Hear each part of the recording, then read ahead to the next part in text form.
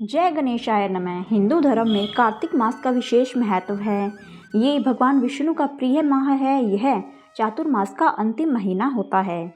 शरद पूर्णिमा के बाद कार्तिक मास का आरंभ हो जाता है। आज के दिन शरद पूर्णिमा का त्यौहार है और कल 29 अक्टूबर से कार्तिक मास आरंभ हो जाएगा।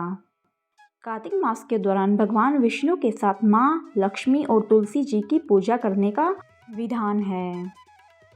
चातुर्मास का कार्तिक मास सबसे खास महीना माना जाता है क्योंकि इसी महीने से भगवान विष्णु योग निद्रा से जाग जाते हैं। भगवान विष्णु देवोत्थान एकादशी के दिन 4 महीने की निद्रा से जाग जाते हैं।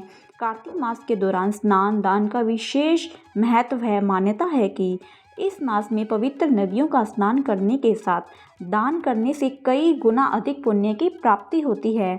इसके साथ ही कुंडली में ग्रहों की स्थिति मजबूत होती जाती है।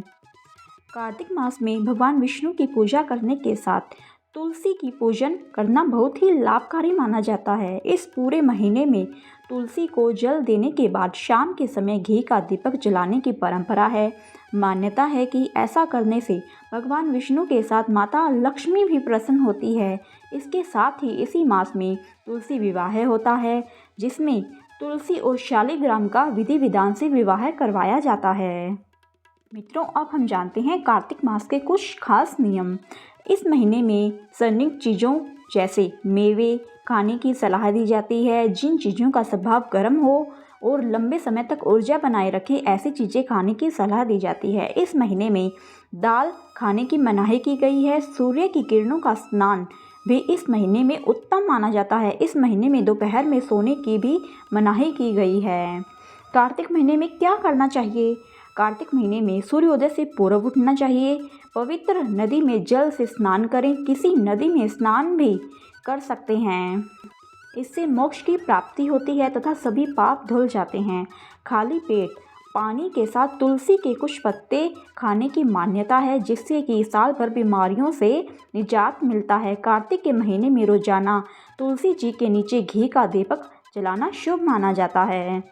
इस महीने में दीपदान, अन्नदान, वस्त्रदान तथा ऊनी वस्त्रदान तथा गर्म चीज़ों का दान अति उत्तम माना जाता है। कार्तिक मास माँ लक्ष्मी का भी अत्यंत प्रिय माह है। माना जाता है कि इस मास में माँ लक्ष्मी धरती पर भ्रमण करती है और अपने भक्तों की हर तरह से कष्ट को दूर कर देती है। इसी माह में धनतेरस से लेकर दीपावली तक का त्यौहार मनाया जाता है, जो माँ लक्ष्मी से संबंधित है। इस माह में लक्ष्मी जी की विधिवत पूजा करने के साथ उनकी प्रिय वस्तुएं अर्पित करने से वह जल्द प्रसन्न होती है और धन ऐश्वर्य का आशीर्वाद देती है। कार्तिक के पूरे माह ब्रह्म मुहूर्त में पवित्र नदी में स्नान करने का विधान है। कहते हैं इस महीने में श्री हरि जल में निवास करते हैं। नदी में स्नान न कर सके तो घर में ही नहाने के पानी में पवित्र नदियों का जल मिला सकते हैं, जैसे गंगा नदी का शुद्ध गंगा जल, जो कि सबसे पवित्र माना जाता है। उसको आप नहाते समय अपने पानी में डाल सकते हैं और उस शुद्ध जल से स्नान कर सकते हैं।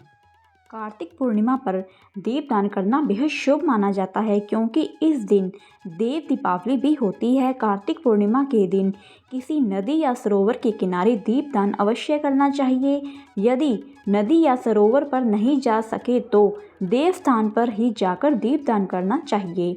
किसी मिट्टी के दिए में तेल डालकर उससे मंदिर में ले जाकर उसे वहां पर रख देना चाहिए। आटे के छोटे से दीपक बनाकर उसमें थोड़ा सा तेल डालकर पतली सी रुई की बाती बनाकर उसे पीपल या बड़ के पत्ते पर रखकर नदी में प्रवाहित किया जाता है। यह अति शुभ माना जाता है। इससे देवताओं की कृपा प्राप्त होती है।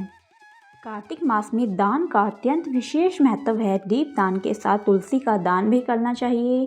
कार्तिक मास में माँ लक्ष्मी और विष्णु जी की विशेष पूजा की जाती है। खासकर गुरुवार के दिन माँ लक्ष्मी को प्रसन्न करने के लिए घर के आंगन में अल्पना भी बनाई जाती है। चांद देवता की पूजा। कार्तिक पूर्णिमा की पूर्णिमा रात चांद की पूजा आभार की एक संकेत के रूप में की जाती है। चावल, फूल, मिठाई आदि चांद को चढ़ाया जाता है। लोग चांद देवता की पूजा करने के लिए उपवास भी करते हैं। गंगा आरती करना। कार्तिक पूर्णिमा पर गंगा और अन्य पवित्र नदियों के घाटों पर विशेष गंगा आरतियाँ की जाती है। धन्यवाद मित्रों, यह वीडियो यहीं पर समाप्त होता है। अगर आपको यह वीडियो अच्छा लगा हो तो वीडियो को लाइक करें, शेयर करें और मेरे चैनल को सब्सक्राइब करें। धन्यवाद।